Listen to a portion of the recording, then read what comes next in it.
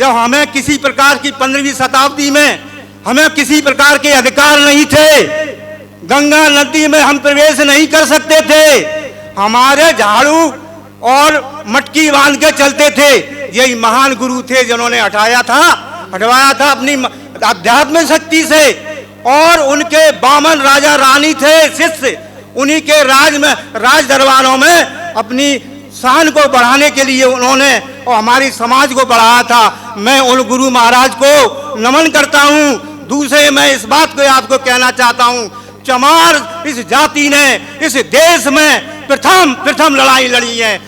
किसी भी रूप में हम ले लो, मैं पहले आप गुरु महाराज के बाद मैं स्वामी अच्युतानंद महाराज जी का नाम लूंगा, जो 5000 वर्षों से हमारे आर्थिक, राजनीतिक, सामाजिक, शैक्षणिक, औद्योगिक किसी प्रकार के अधिकार नहीं थे और उन्होंने अपनी जान की बाजी लगाते हुए भीख मांग कर अपने समाज से भीख मांग कर अपने आंदोलन को खड़ा किया।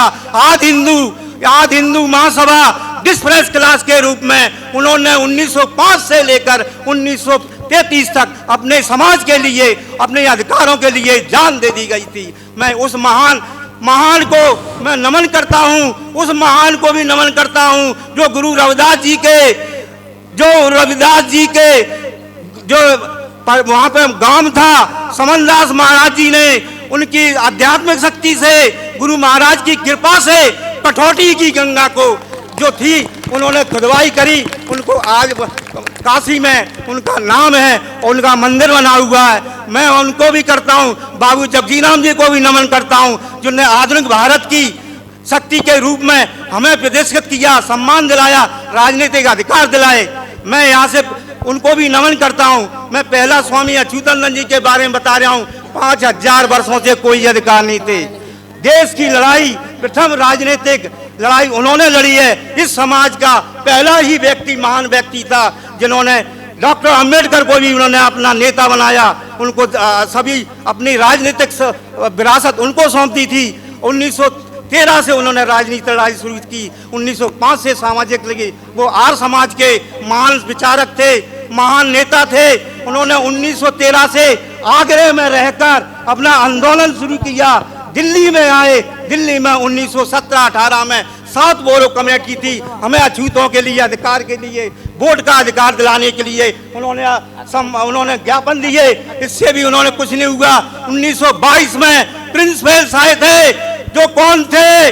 जो पंचम राजा का बेटा था, जो दुनिया में उनका सूरज नहीं डूबता था, उस सत्ता का बेटा आया था दिल्ली में ग्रैंड ट्रंक रोड पे 1922 में फरवरी में अपन 25,000 की भीड़ में, 25,000 अछूतों के बीच में, 25,000 ब्रिटिश गवर्नमेंट के बीच में उन्होंने ज्ञापन सौंपा था हमारे अछूतों के लिए वोट का अधिकार मिले। मैं चाहता हूं वोट के अधिकार से हमें देश आज़ादी मिले। उन्होंने कहा पृथक निर्वाचन होना चाहिए, पृथक आरक्षण होने चाहिए, हमारे अधिकार राजनीतिक होना चाहिए, हमारे बेटा बेटियों को स्कूल खुले, कॉलेज खुले, फीस माफ हो, रोजगार में हमारा अवसर होने चाहिए। इस तरह से उन्होंने 17 सूत्री मांग दिया था। इसी दिल्ली में रह के उन्होंने आंदोलन किया था। 1922 से आज मानो 101 वर्ष हो गए हैं। मैं उस महान व्यक्ति को, जिन्होंने देश की लड़ाई के लिए, राजनीतिक अपनी लड़ाई के लिए अपना नेतृत्व किया, चमार जाति के उन्होंने नेतृत्व किया है। इस देश में चमार जाति ने हमेशा ही नेतृत्व किया है। आज से ले जाओ, शुरू से ले जाओ। उस महान नेता के कारण साइमन कमीशन ने उनकी ब्रिटिश गवर्नमेंट ने उनके ज्ञापनों की जांच कराई। 1928 में ब्रिटिश गवर्नमेंट के जो साइमन कमीशन गठित किया था, उनकी साइमन कमीशन भारत में 10 शहरों में आया। उनके आद हिंदू नेता डिस्प्रेस क्लास स्वामी अच्युतानंद के नेताओं ने उनके ज्ञापनों की जांच कराई। जांच कराने के बाद साइमन कमीशन की रिपोर्ट गई थी। उसके तहत साइमन के गोलमेज सम्मेलन हुआ। उसमें हमारे सब अधिकारों को साइमन कमीशन ने अनुशंसा की। वो साइमन कमीशन में किस लिए हुआ? सब भारत के सभी नेताओं को बुलाया गया।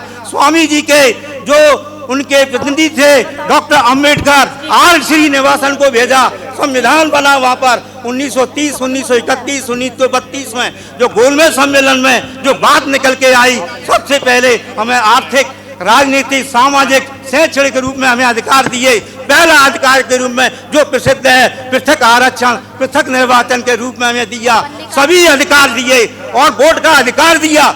जो प्रथम भारत का ऐसा व्यक्ति है जिन्होंने वोट के लिए मांगा, उनका कहीं नाम भी नहीं लेते, कोई भी देने को तैयार नहीं है। हमसे आपसे निवेदन है कि हम जहाँ आए हैं किस लिए आए हैं, हम अपने महापुरुषों का नाम लें, अपनी सोई शक्ति को जागृत करें। हम किसी के अंडर में नहीं रहे। हमने नेतृत्व किया है, हमने डॉक्टर अम्बेडकर को नेता बनाया है, चाहे भले ही हमारे स्वामी से दूर चले गए हैं, महात्मा गांधी के साथ चले गए, मगर नेतृत्व हमारा समाज का रहा है। मैं आप सभी से निवेदन करता हूँ कि आप अपनी खोई शक्ति को जागृत करें। अपने समाज के महान नेता हैं, बाबू जगजीवन राम जी हैं, मंगू राम जी हैं, माननीय समन दास जी हैं, गुरु रविदास जी हैं, उनका नाम लो और घर में आपको उनकी आरती उतारो। हम दूसरे से हमें लेने से कोई लाभ नहीं होगा कि हम दूसरे नेताओं से हमें कोई लाभ नहीं मिलेगा। लाभ लेते रहोगे, उसके अंडर में बात करते रहोगे। हमें अपने नेताओं का नाम लेना है। कितना बड़ा नेता हुआ हिंदुस्तान में जो महात्मा गांधी था, उनके बराबर थे। वो मांग रहे थे देश की आज़ादी, वो मांग रहे थे अछूतों के लिए, भारत के नेताओं के लिए वोट के माध्यम से आज़ादी। इस तरह से हमारे देश के नेताओं ने नेतृत्व किया है। मैं उन महान नेताओं को नमन करता हूँ। आप सभी इस हॉल में, इस महान में मैं आप सभी को नमन करता हूँ। अपनी बात को पूर्ण करते हुए मुझे जो टाइम दिया उनको धन्यवाद है।